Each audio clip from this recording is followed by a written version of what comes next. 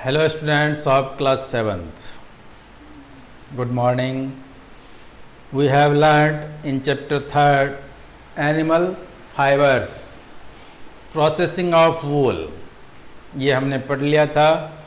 आज का जो हमारा टॉपिक है वो है प्रोसेसिंग ऑफ सिल्क।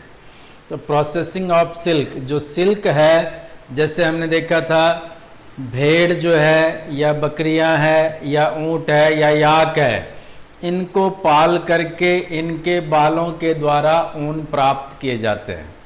उसी तरह से जो सिल्क प्राप्त किया जाएगा, इसके लिए सिल्क वर्म को पाला जाता है, यानी रेशम के कीट हैं, इनको पाले जाते हैं।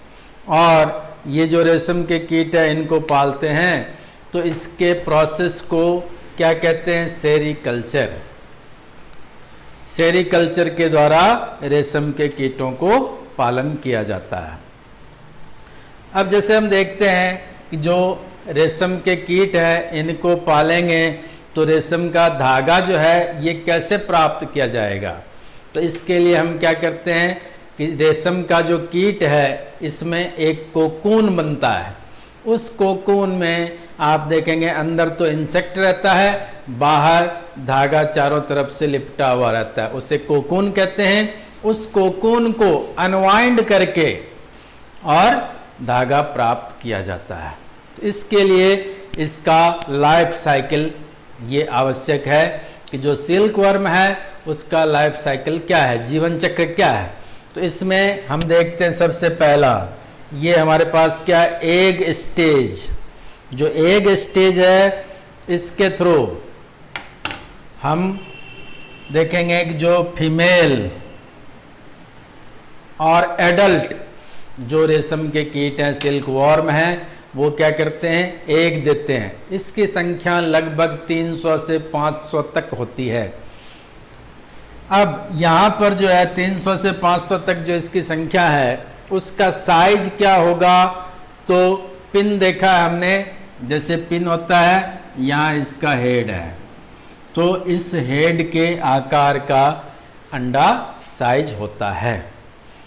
फिर दूसरा आता है हमारा ये लार्वल स्टेज कहलाता है। इसमें जो अंडा है वो किस में बदलेगा? लार्वा में बदलेगा।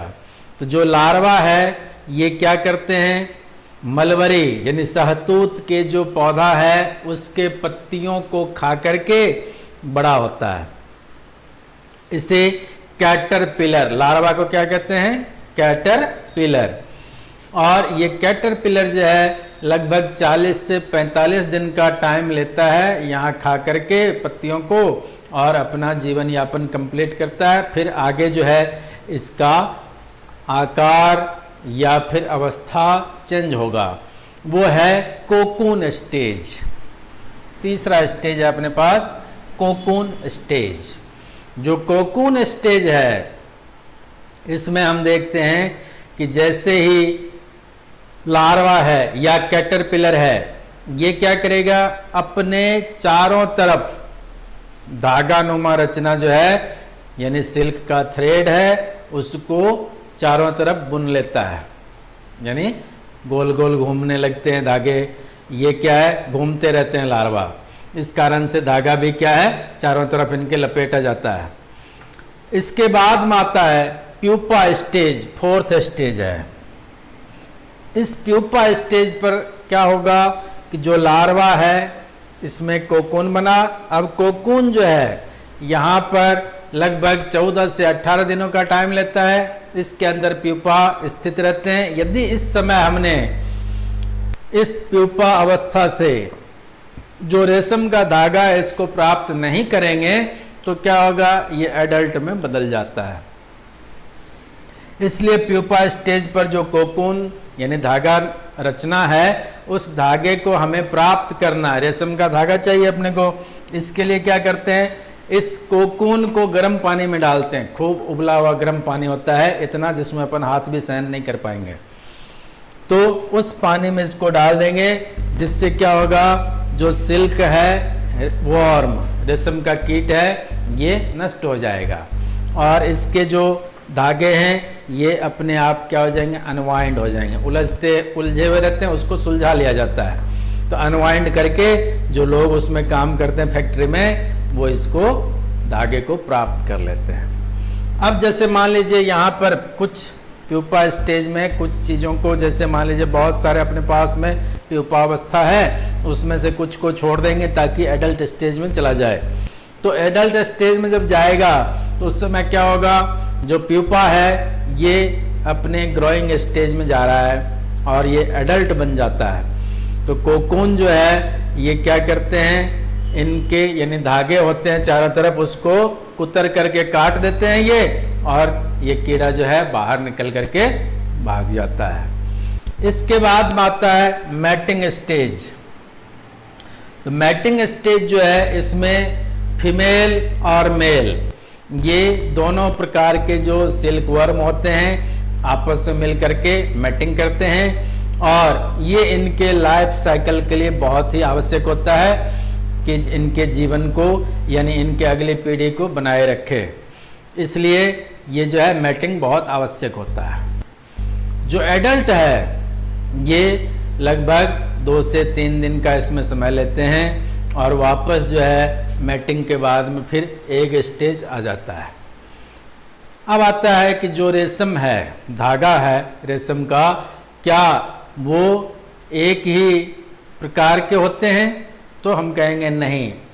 जो रेशम के कपड़े होते हैं उनको आपने यदि देखा होगा और पहचानते हैं, तो कुछ रेशम के जो कपड़े हैं वो आपको कैसे दिखाई देंगे, सॉफ्ट, छूने से सॉफ्ट महसूस होता है, जबकि कुछ जो होते हैं उसको यदि हम छूते हैं तो खुरदरा लगता है, उसको कॉर्सर कहते हैं।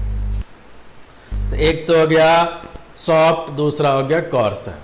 अब ये अलग अलग प्रकार की इनकी क्वालिटी होती है, उस क्वालिटी से रेशम के अलग अलग प्रकार के कपड़े तैयार किए जाते हैं। तो जो सिल्क मॉथ है ये अलग अलग प्रकार के होते हैं, इनको खाने के लिए जो पत्तियां मिलती है वो भी अलग अलग प्रकार के हैं, और इसी आधार पर इनका नाम भी दिया जाता है। अब जैसे पहला नाम जो हमने अभी पढ़ा है ये है मलबरी सिल्क, यानी सहतूत के पेड़ की जो पत्तियां होती है उनको खा करके रेशम के जो कीड़े होते हैं अपना जीवन यापन करते हैं और रेशम का धागा उत्पन्न करते हैं।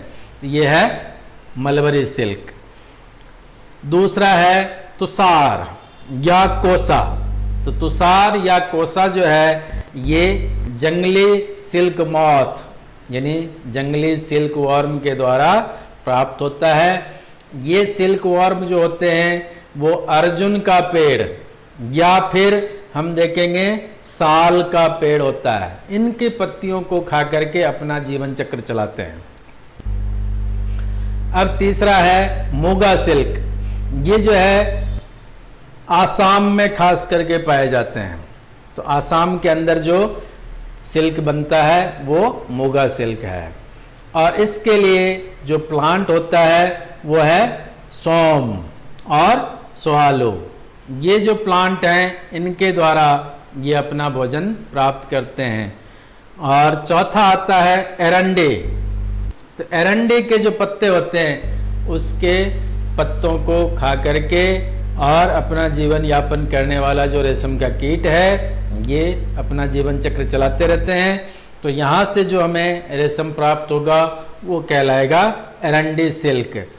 इसको कैस्टर भी कहा जाता है। फिर आता है कि यदि हम कंपेयर करते हैं कि रेशम का धागा कितना मजबूत होता है, तो हम देखेंगे कि यदि स्टील का तार है उसको धागे के रूप में यदि बदला जाए तो इसका अर्थ ये होगा कि रेशम का धागा मजबूत होगा, स्टील का तार वहाँ पर जो है धागे वाला वो कमजोर पड़ जाएगा। तो इतना मजबूत होता है, इसलिए जो इसका कैटरपिलर है रेशम का वो बहुत ही फेमस यानी पॉपुलर होता है। अब आता है हमारे पास टॉपिक है कि जो रेशम के फैक्ट्री में काम करने वाले मजदूर होते हैं क्या इनके लिए कोई परेशानियां आती है जब रेशम का उत्पादन किया जाता है।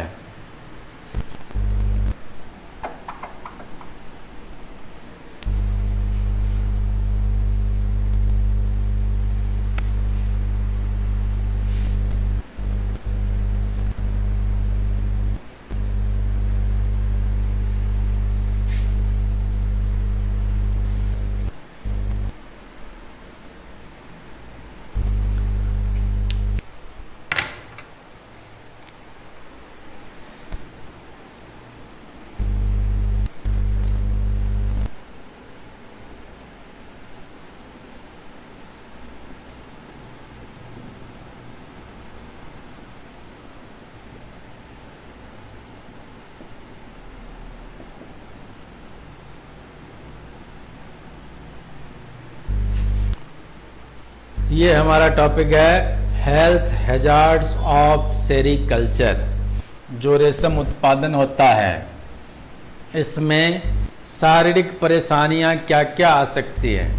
इसमें लगभग 4 तरह की परेशानियां आती है। जो भी मजदूर इस फैक्ट्री में काम करते हैं, तो जैसे यहाँ हमने देखा प्यूपा स्टेज है। प्यूपा स्टेज से जो रेशम का धागा है उसको अनवाइंड करके जब निकाला जाता है, उसके लिए क्या करते हैं, बहुत ही गर्म पानी में उसको डाला जाता है। और उसके लिए जो व्यक्ति होगा, मजदूर होता है, वो क्या करेगा, उसको वापस जब निकालता है तो बार बार गर्म पानी में हाथ डालना पड़ता है उसको, तो धागा तब निकल पाएगा, क्योंकि उसको सुलझाना है। इस कारण से उसके जो हाथ हैं उस पर क्या होगा, फाले, जिसको आप कहते हैं फफोला पड़ जाता है, ब्लिस्टर कहते हैं इसको, या फिर हाथ जल जाते हैं। अब आता है जो अपने पास कोकून है, इसको पानी में बॉइलिंग वाटर होता है उसके अंदर डाला जाता है। अब जैसे मान लीजिए कि इसको जब डालते हैं उसके अंदर, तो क्या होगा, धुआं वगैरह निकलता है।